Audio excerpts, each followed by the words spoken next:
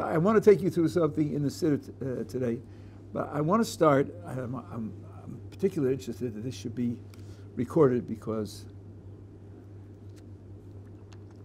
I've said it offhand from time to time to students here, but I don't remember whether it was recorded or whether it was made prominent.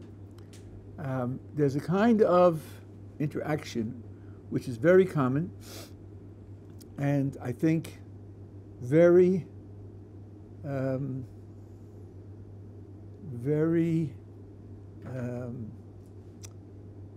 derelict. It's very self-destructive.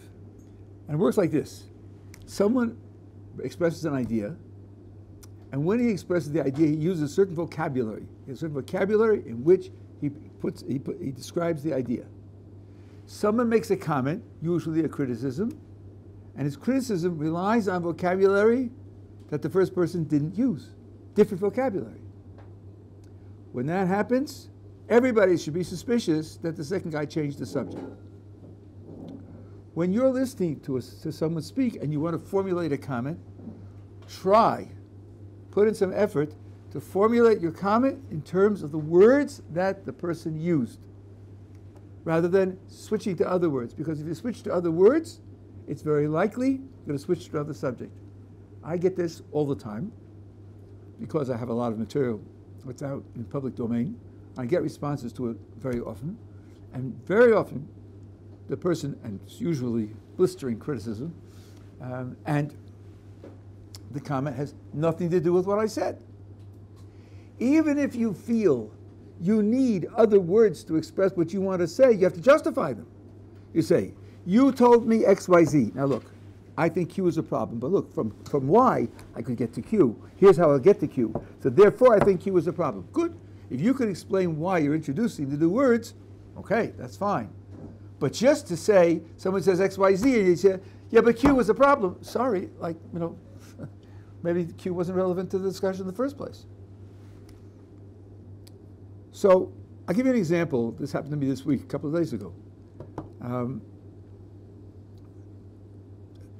When I was in college, there was a course in studying the text of the Bible, and a fellow came into the course wearing a yarmulke, came from a religious high school, obviously, and within 2 months he took it off.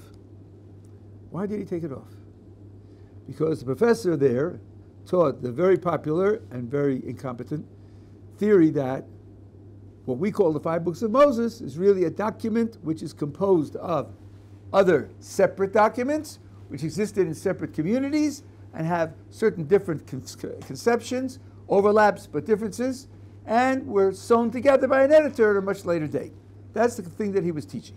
And he presented evidence for it, and this kid was convinced, aha, so modern scholarship has demonstrated that the Torah has multiple authors from multiple communities at different times.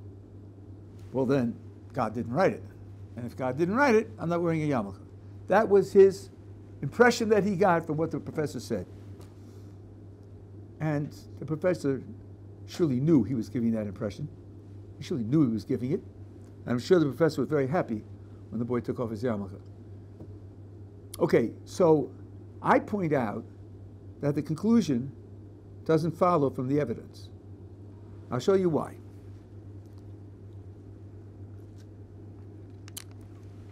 What evidence do these people use to show there must have been multiple authors?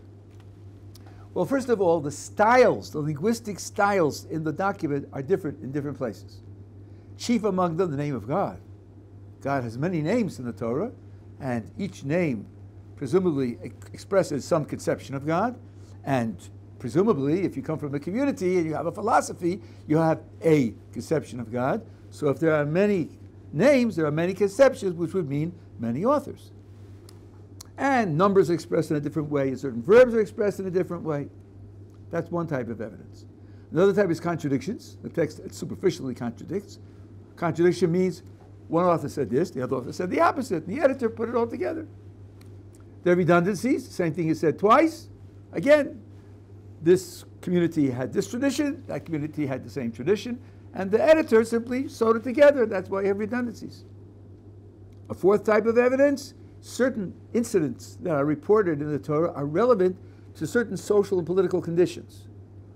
And that means you could date when they came into existence. When the northern kingdom split off from the southern kingdom, certain relevant elements are there to handle that situation, which must have come into existence at about that time.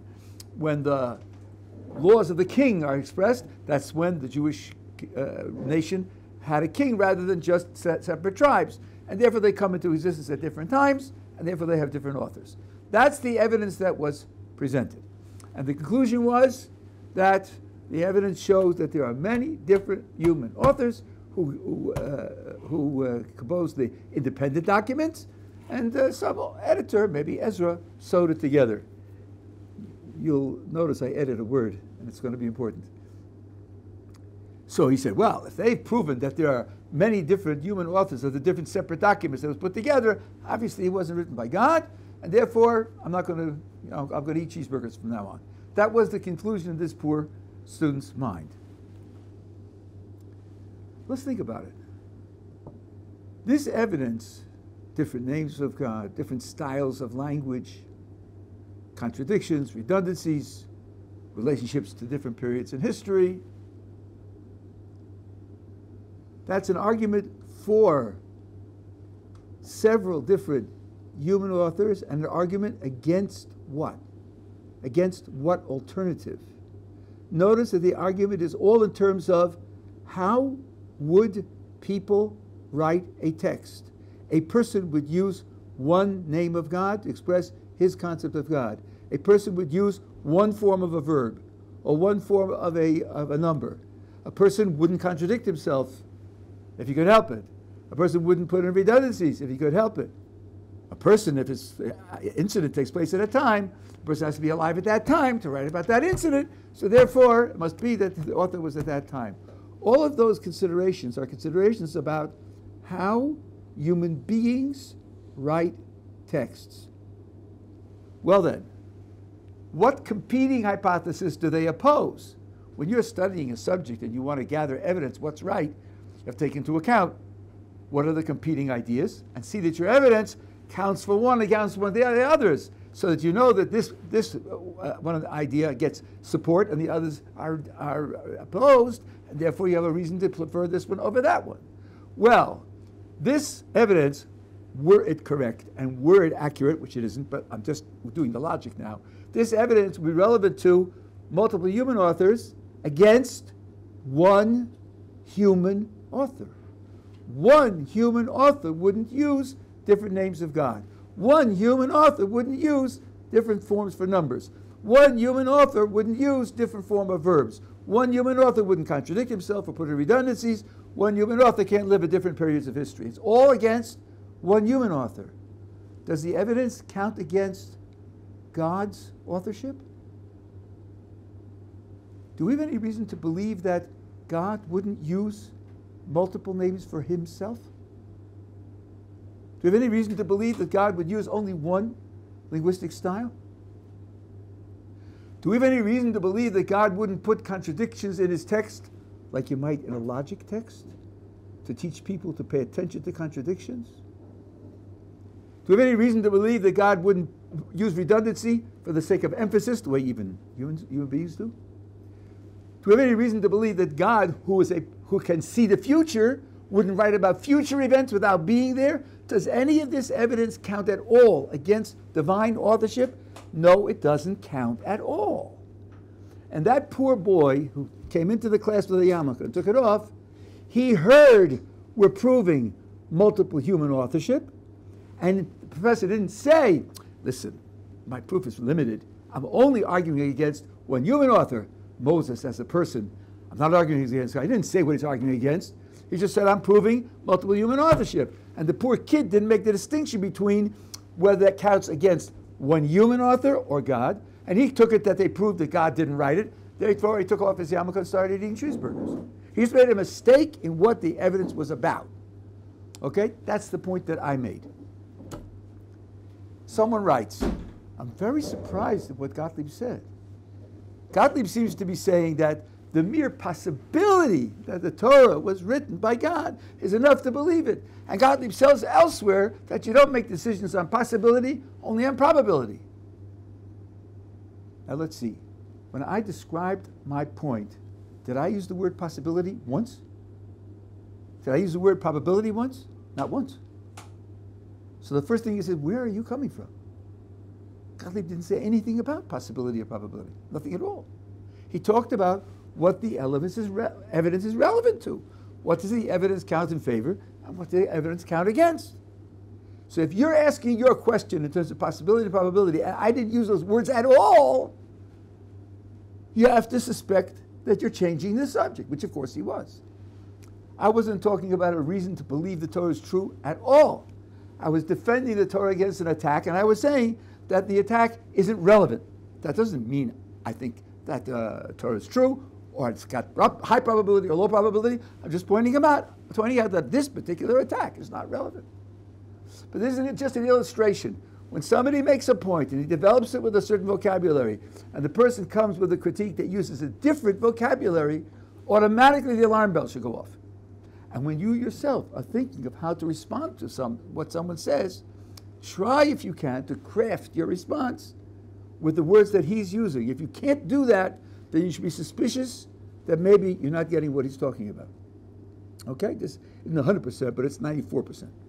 And I'm saying it now because this happens to me all the time. And just possibly, if I put it on record and it goes out on Torah anytime, some people will be more careful about the way they think about things. And this will benefit everybody. When you're thinking about any subject, an idea occurs to you to respond with, try to make sure the vocabulary is the same.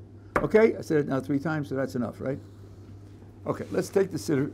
The interns aren't with us. I want to show you something about certain Torah values. Can we get siddurim for people to look at? Rabbi, we don't have Yeah. siddur. On the trip they took that, so we have different siddurs now. So they're all not the same page. Oh, well, let's see if I can. Well, I can. Well, it's harder to read it because it's harder for you to absorb it if I just read it.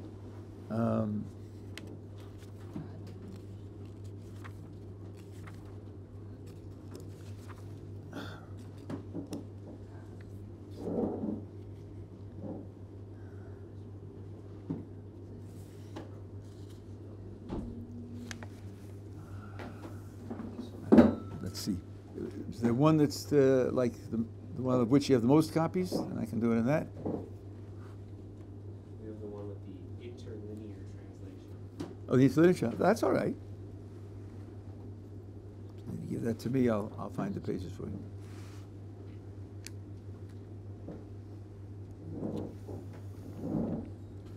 Which part of davening? Well, it's going to be scattered. First of all, it's the blessings, the morning blessings at the very beginning of the siddur, the one-liners, and the last one after the one-liners.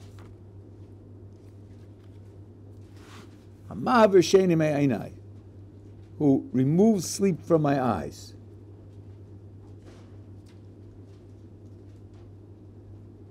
And this big siddur, it's on page 20, 21.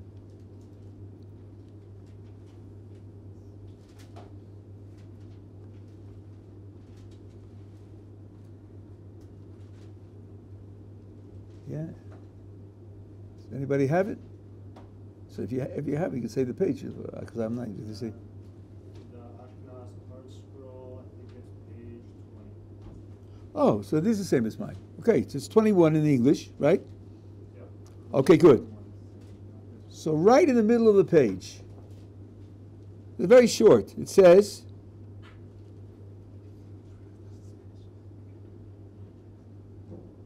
Hashem, our God, the God of our forefathers, that you accustom us to study your Torah and attach us to your commandments. This is putting the study of Torah before the performance of the commandments. That's one example. Now, if you go to the section before the Shema, which is quite a ways along. In this siddur, it's on page 89.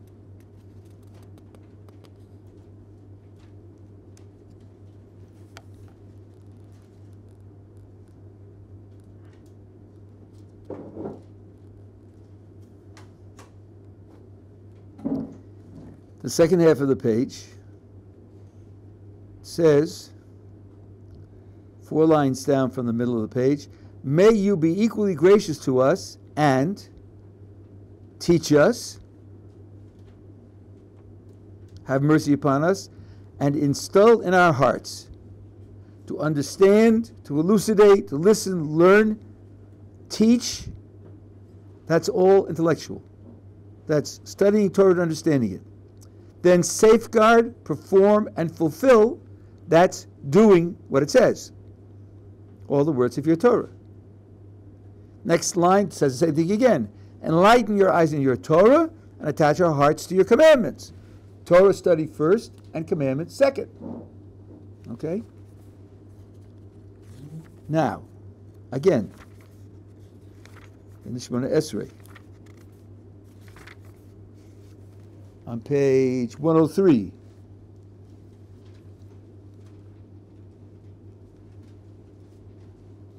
the third paragraph where it says repentance. Bring us back, our Father, to your Torah, and bring us near, our King, to your service. The Torah is the study of Torah, and service is doing the commandments. Sounds like a theme, hey? Now again, at the end of the Shemona Esrei, on page 119,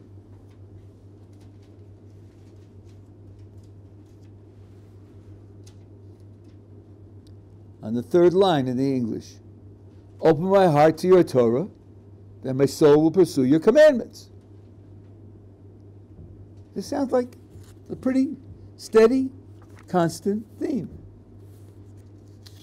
One more example that I know of. Maybe I've missed some, but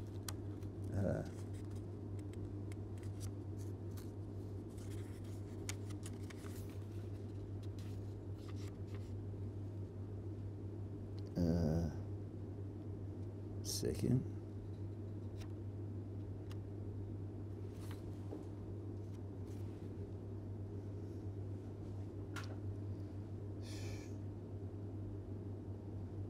Yeah, this is on page 157.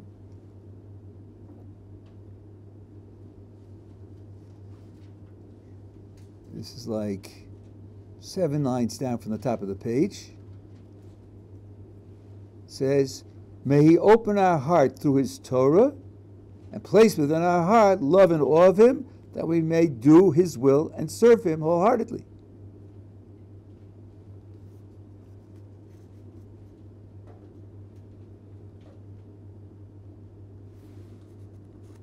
So it's Torah and mitzvos in that order. Now let me show you the exception.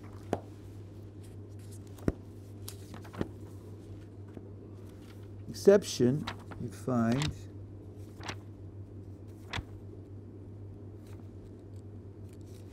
on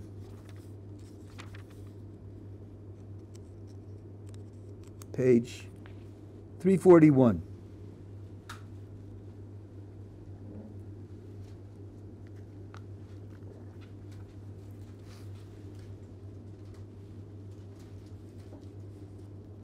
This is the Shemona Esrei of Shabbos. And the last full paragraph of 341 in the English says, God and God of our forefathers, may be pleased with our rest. Sanctify us with your commandments and grant us our share in your Torah. Wow. Here it's the opposite. Why is that? And I just tell you, this is a good question. If you go to a house for Shabbos or you go someplace else, you don't even have to remember all the sources that I gave you, because the average person who davens every day will know them. And then point this out and ask him, why is it here, the commandments before Torah? I'll give you the explanation that I know. There may be other explanations, but this is the one that I know. There's a passage in the Talmud where it's recorded a debate. What is greater, study of Torah or performance of commandments? And Rabbi Kiva and Rabbi Tarfon part ways on this subject. One says one and one says the other. The assembled company says, Godel Torah, which in the context means Torah is great, it's the one, study of Torah, because study of Torah brings you to the performance of the commandments. So now at this point, I think the reader needs pause. Let's see, we were discussing which is bigger, A or B, which is greater, A or B. Here's the answer that I'm given. A is greater than B because A brings you to be able to get B. If A is greater than B, why should A's greatness be that gets me to B? Its greatness should be that it's greater. The fact that you say that A is great because it brings you to B sounds like B is greater. And A is just a means to get to B. So how could you resolve the issue by saying A is greater because A brings me to B? Rashi on the spot, I think, answers this question. Rashi says, the study of Torah brings you to the performance of the commandment, and in the end he has both. Nimtza shnehem biyado. And one of the Achronim explains Rashi as follows. Why are you discussing which is greater? When you have a discussion which is greater, A or B, that's only relevant practically if you can only get one. And then you have to decide, which one should I go after? So of course you want to go after the greater one. But suppose you can get both. Then the question, which is greater, is a matter of, academic interest for those people who are academics, which is 0.111, 0.001% of the population. And for the rest of the practical people, it's only a theoretical matter. So the assembled company is rejecting the question. We're not answering which is bigger. We're explaining that in order to get on in life and be successful, invest in the study of Torah, because the study of Torah will bring you to the performance of the commandments, and you'll end up with both.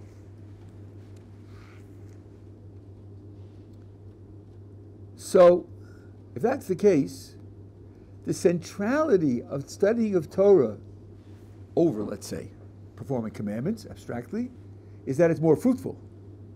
It's a better strategy for all-over success. And that's why you should invest in it. The weekday passages in the Torah are talking about strategy. What should you put first? What should you put your emphasis on? That's why it's Torah first and mitzvah second. And in the phraseology of common talk, it's always Torah or mitzvahs.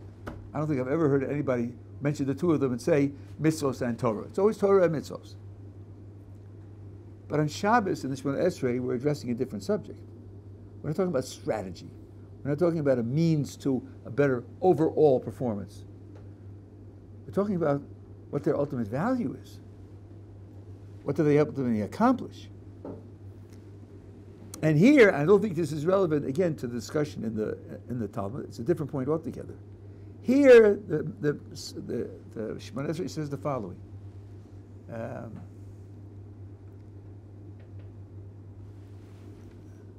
Kachenu b'mitzvosecha, sanctify us through your commandments, and then give us our portion in Torah. Why are we doing commandments altogether? Why are we doing anything altogether? Commandments are not an end unto themselves. This comes as a surprise to many people. Commandments are a means, not the end. The Zohar says this explicitly, and those philosophers who were influenced by the Zohar, and even those who weren't, say this explicitly, and that is the commandments are a means to dveikus, to be in contact with God, God's constant consciousness in our minds, our constant dedication to God. They're a means of attachment to the Creator. We ask God, sanctify us through your commandments, meaning enable the commandments to do this for us. When we perform a commandment, give us the result that the performance of the commandments brings us closer to you. You are holiness itself. If we become holy through the performance of the commandment, then we become closer to you, more interacting with you, more attached to you, so to speak. That has to be the motivation with which you study Torah, because the study of Torah is also a commandment. It's also a commandment. It has to be done so that the study of Torah will have the effect that God wants it to have. I'll give you an example of something that actually happened in this yeshiva, which is a kind of contrast against which you can see what I'm talking about. This was made 20 years ago. A fellow arrived at the yeshiva, he was in his early 20s, and he said, I want to study Talmud, because I have heard from reliable sources that the Talmud makes you smart. And my goal is to earn $1 million before I'm 35, so I want to be smart. So teach me Talmud, so I'll be smart, so I can earn $1 million. Don't talk to me about your commandments. Don't talk to me about Shabbat. Don't talk to me about charity. I'm not interested. Saturdays, he went to Tel Aviv, and he did whatever he did. Right? Just teach me Talmud, so I'll become smart. He was here for a year, and he made progress. And after a year, he said, you know, I think I want another year. Okay, another year. In the middle of the second year, he began to explore a little more widely. He began to take an interest maybe in the commandments and maybe in the way of life and so forth and so on. Well, that's, as you can probably pick up from the atmosphere here in Ohr Somayach, all we require of a student is a serious effort to study. That's all, nothing else. So that's not what we're talking about. In his case, in the end, it came to have a positive end. But we're not talking about studying Torah to become smart or to gain respect from other people. We're talking about studying Torah as a means, as all mitzvos are a means, to the end of gaining a closer relationship with the Creator. So we say, sanctify us with your commandments and give us our portion in Torah. That's why the order is reversed. On the weekday, we're talking about the strategy for overall success, and on Shabbos, we're talking about the purpose of the entire project. Are we together? Okay. Now, notice the vocabulary. Give us our portion in Torah. That sounds like each person, each group, has a specific portion. We don't even ask for learning and mastering the whole of Torah itself. We ask for our portion. And a chelik is a part of a whole. And notice also that the mitzvah of Torah study is not to know, to understand, to grasp, to create new insights. The mitzvah, the bracha says, is to be occupied with the words of Torah. Be occupied. Let's suppose a person spends a whole day studying a passage in the Torah, at the end of the day just doesn't get it. That happens. Sometimes it happens a lot. The Torah study is very difficult.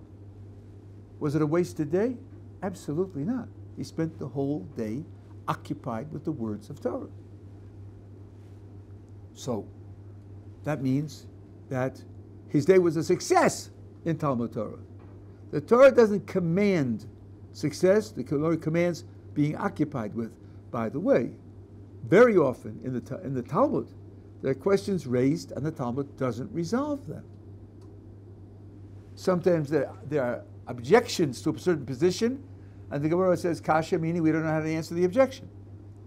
Doesn't mean the objection refutes the position, but we don't know how to answer it. Other times, you have a principle, and the question will be asked, how does it apply to a particular case? And the Talmud will say, we don't know. It's a difficult question, we don't know the answer. That doesn't mean they were wasting their time analyzing the question. And by the way, lahavdil, this is true in practical life also. Let's suppose someone, this actually happened to Jonas Salk, who discovered the polio vaccine, right? Suppose you try a particular formulation and it doesn't work. Was the time wasted? Surely not. Now we know this one doesn't work. No one else will try it. You've eliminated one alternative, saved time from other people, pushed back the alternatives, and maybe and that way you'll come closer to the answer. Isn't it as if the time was wasted? There you got the negative answer that doesn't work. Here you may not get any answer at all. You're spending the time involved in Torah.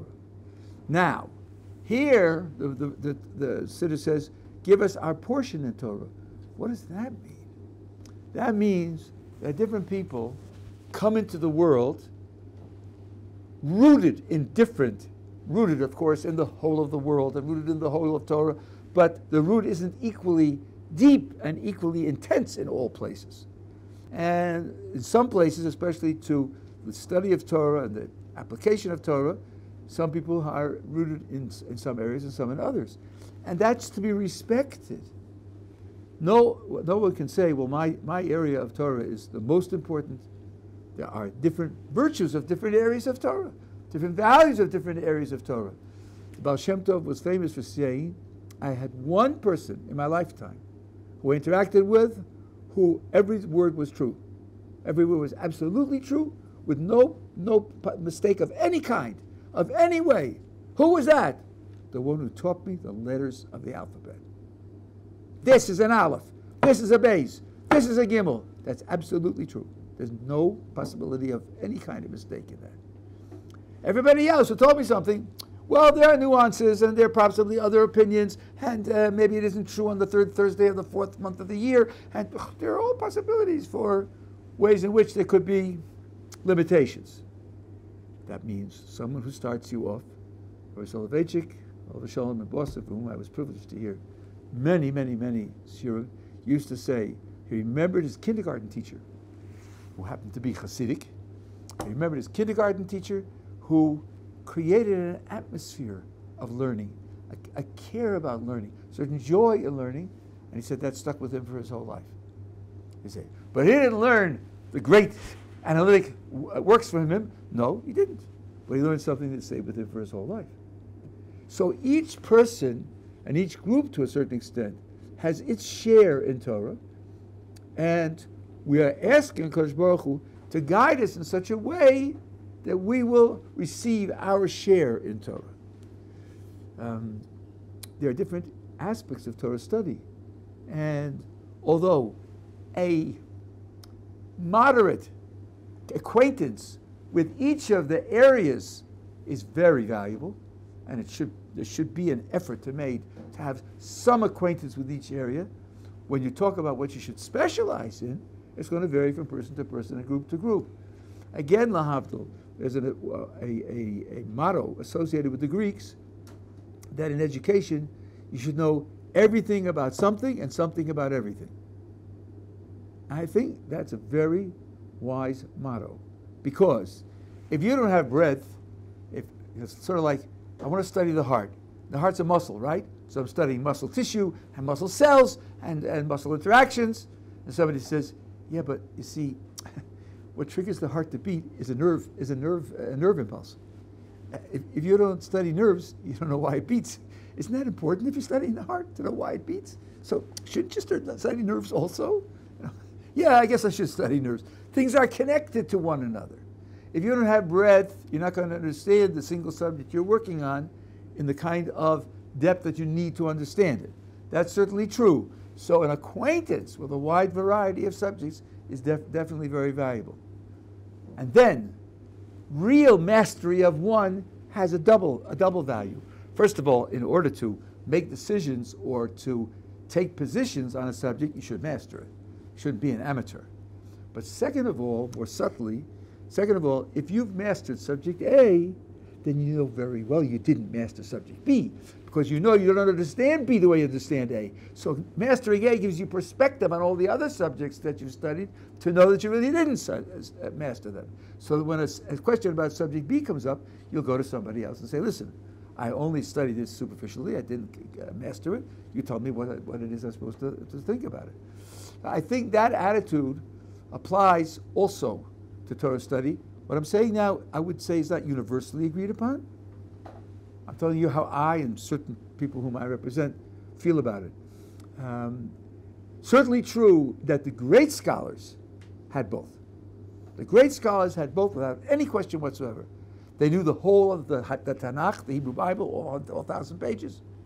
And they knew the whole of the Talmud, both the Babylonian Talmud and the Jerusalem Talmud. And they knew all the major decisors and all the major commentators. They had this encyclopedic knowledge. And then some of them decided to work on one type of scholarship, and others decided to work on a different type of scholarship. It varied from scholar to scholar. But they definitely had that breadth of understanding. And this, I mean, you're at the beginning of your lives, and don't measure your lifetime potential by simply multiplying what you're able to do today. If you stick with it, you will find that your ability to absorb and understand Torah information will grow exponentially. Like, to a certain extent, like other subjects, the better you are at it, the better you are at learning more of it, and the better you are understanding more of it.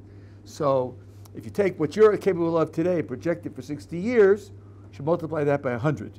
That's a much better estimate of what you'll be able to accomplish in 60 years than what you can do today. And this has another lesson, which I think is a life lesson that's very important, especially nowadays. Let's take a person who's followed this advice. He's mastered one subject, and he has some acquaintance with a lot of other subjects. I would say many university professors have that. Many. Not all, but many have it. There's a gigantic temptation for someone to speak about a subject other than the one that he's mastered. And if he's famous for the one he's mastered, to use his reputation for what he's mastered to gain credibility for what he hasn't mastered. When I taught at Johns Hopkins, there was a fellow in the physics department who discovered a particle. In those days, that was big stuff. And his name was all over the papers and everything else. The student newspaper interviewed for him for his views on religion. You know, it was childish. In fact, it was put up on the philosophy bulletin board with the caption, "See how many mistakes you can find in this." It was mamish foolish. Why did they interview him for his views on religion? Why did they do that? Because physicists are super smart, aren't they? Yeah, they got to be pretty smart. And they got to be. And he discovered something that's really original, isn't it? Yeah, it's really original. So therefore, let's ask him about God. I assure you here that that's a non sequitur. You know, that's not the right conclusion to draw. But that happens all the time. And sometimes it gets subtle, where a scientist will talk about philosophy of science. That's not his subject. His subject is doing it, not how it's done and what the standards for it are, and they are not the same subjects. I'll give you an analogy. Not every great athlete makes a great coach. And not every great coach is a great athlete. Doing the athletics is one thing, and coaching the athletics is something else. They're two different abilities. You might have somebody who has both, but certainly having the one doesn't qualify him automatically to have the other. Stephen Hawking was one of the greatest scientists of the 20th century, had primitive, childish views about the philosophy of science. And people listened to him because he was Stephen Hawking. But it was a mistake, because that wasn't the subject in which he was expert. So this type of education should create this kind of caution. I know that I've spent 6 years mastering this subject, and 6 years you could call reasonable mastery. Maybe there are people who are greater experts, but I would call that a kind of mastery. But I didn't spend 6 years on all the other subjects, and therefore should, number one, it should be able to enable you to identify where you're missing, and to, number one, know that you have to ask and consult, and of course not to sound off about those things.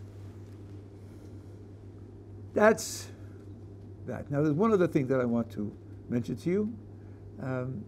So we want to consult with experts when there are issues that deal with subjects that we haven't mastered. I think that's a perfectly reasonable procedure. What happens if the subject is comparing, the topic of discussion is comparing two different subjects, two different worldviews, two different theories? Which is superior? What kind of expert would you want to offer an opinion about which of two worldviews is superior? Wouldn't you want someone who's expert in both? Would you want someone who's expert in one to offer an opinion about which of the two is superior? Wouldn't that mean he'd have to be making a judgment about something that he's not expert in? I mean, I think that's ABCs. And that happens all the time. Just like the case that I just mentioned, where they asked this physicist for his views on religion, he doesn't know anything about religion. When scientists talk about religion, including, Stephen Hawking just made a few remarks, but Richard Dawkins and Sam Harris and others like that, they haven't studied religion. They don't know anything about it, and therefore their views are really primitive. So if you're looking superficially for people who have dual expertise, today you'll find the vast majority of them within the community of religious believers.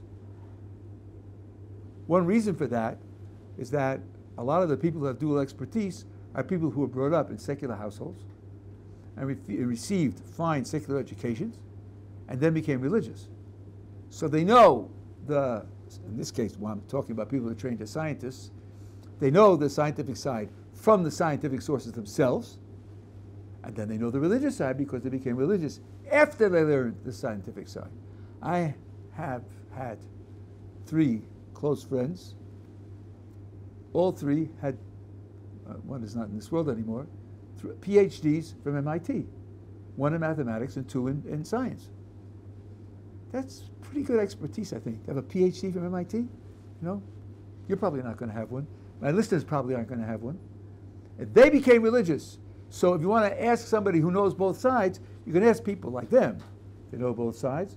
And then see what they think about the comparison between the two. When you ask someone who has only expertise on one side, then his ignorance of the other side leads him into foolishness. I'll give you one famous example. In evolutionary biology, there's a study of the development of the features of organisms, in particular, let's say animal bodies, how animal bodies are constructed, what the functions of the various parts are, how they link up together, and they will make a judgment as to whether the body is well designed or poorly designed, has elements of poor design. It has been famous for 60 years, 80 years, 100 years that the human body has in it poorly designed elements, and that proves that God didn't do it. Well, actually, the ones that they have identified as poorly designed aren't poorly designed. You can look this up in the literature. I think even Google, who's vastly prejudiced on this subject, is forced to identify some pages that identify usefulness of supposedly vestigial organs. But let's ask, how do you get from things in the body are poorly designed to God didn't do it? Wouldn't you have to know something about God? So their assumption is, well, if God is all-knowing and all-powerful, then he's certainly capable of perfect design. Okay, I could go that far. But don't you need another element? And that he would want to produce perfect design? How do you know what God would want? Who told you? What do the religious traditions say about that? Do they say that God would make perfect design? Well, actually they don't. One of the principles of the Western religious traditions, it varies from different religion, but there's a common element that God hides himself. Not everyone has prophecy. God is not manifest at all times and all places equally. Sometimes he's not manifest at all. So if producing something of perfect design, perfect construction, would be an open, obvious manifestation of God, maybe he doesn't want to do that because he doesn't want to be open and manifest. Without some religious instruction, you're not going to get that. So, what God are you trying to give evidence against? A God of your scientific imagination? Maybe you're right. Maybe the God you made up has a problem with the evidence that you're delivering. But no one believes in that God. You don't believe in it because you're not religious at all. And we don't believe in it because it's not part of our tradition. So it's just not relevant to the God-science debate. Peter van Inwagen, who happens to be a religious philosopher, very good religious philosopher, makes this point. Without knowledge of both sides, without using information from both sides, you can't make a comparison between two different systems. And if you're starting with only knowledge of one side, you're going to get it wrong, and you're going to get it wrong spectacularly. Give you one more example. Richard Dawkins has what he calls his master argument against the idea of intelligent design. Why do you invoke intelligent design? What are you trying to accomplish? Well, you see something that's very complicated and whose parts work together in a self-reinforcing manner, and it exhibits homeostasis, manages to maintain its own condition, and may reproduce, and you ask, where did that come from? How could something that so functions in such a way come into existence? And you say, well, there must be a designer. He says, now let's think. How would you compare the designer himself to this thing that's functioning and reproducing? Wouldn't the designer, if he designed it, have to be at least as complex, as complicated, as integrated as the thing that's produced?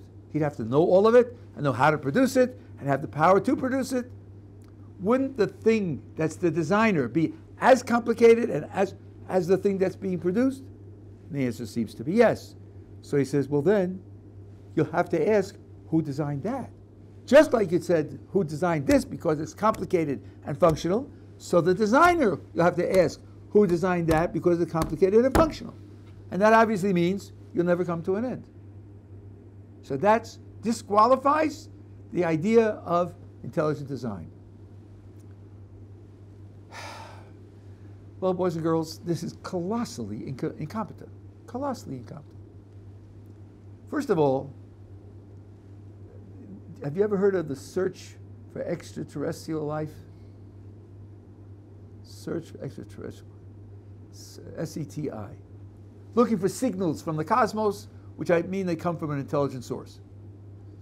For example, if you got signals beeping and they spell out the decimal expansion of pi, that would do it. No question that's coming from an intelligent source. Well, that's a current scientific project. Is Dawkins saying that that project is incompetent? Really?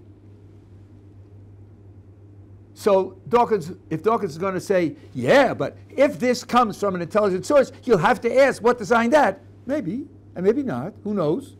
But in the meantime, this definitely came from an intelligent source. No question about it. So it's certainly correct to invoke intelligent design for things that are designed in this way.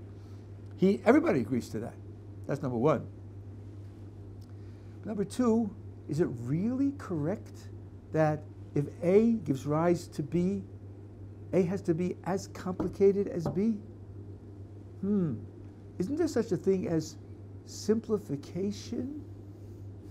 Once upon a time, people thought that the atom was composed of a proton and electron. Two particles, that's all. That was the simple model of an atom. Nobody said, listen, there are 1,400 different types of physical materials, and then there are the stars and everything else.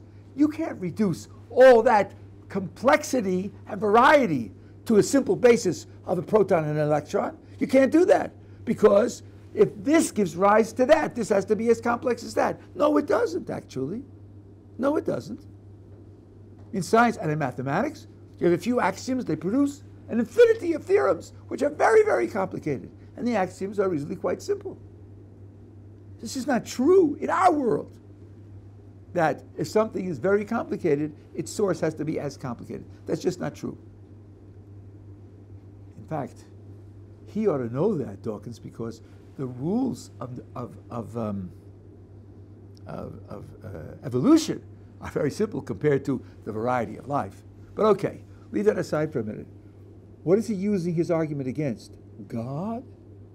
Well, the teaching of all the Western religions is that God is completely simple.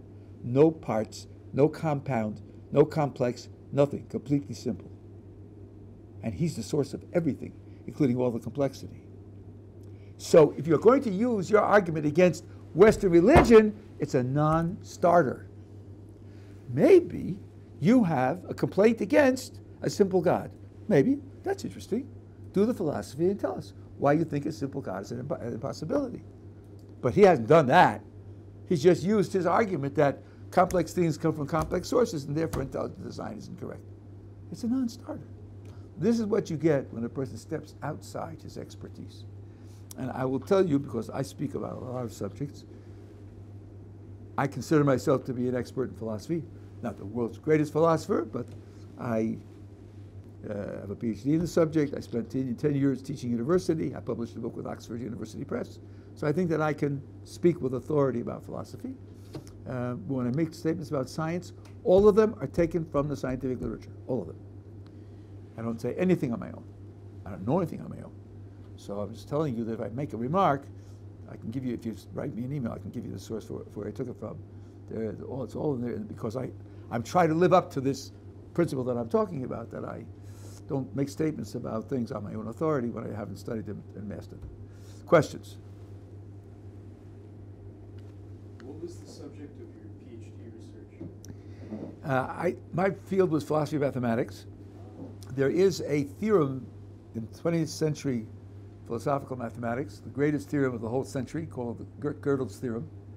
This is a theorem that shows that if you have any set of axioms for mathematics, there's something you can't prove. Not only does it show it, in principle it says, I'll build you a machine, put my machine on the shelf. You bring in your axioms, feed in your axioms, the machine will feed out something it can't prove, something true that it can't prove. It's a gigantic impact. So I wrote my PhD thesis on that theorem. And that was my field. But of course, on the way, I studied a lot of philosophy of science and other areas. I taught at Johns Hopkins. We only had 10 professors. So we had to sort of overlap. I even taught ethics from time to time because some people would be on leave, so it's a very small department. So I had to teach a variety of courses. So I know something about the other areas as well.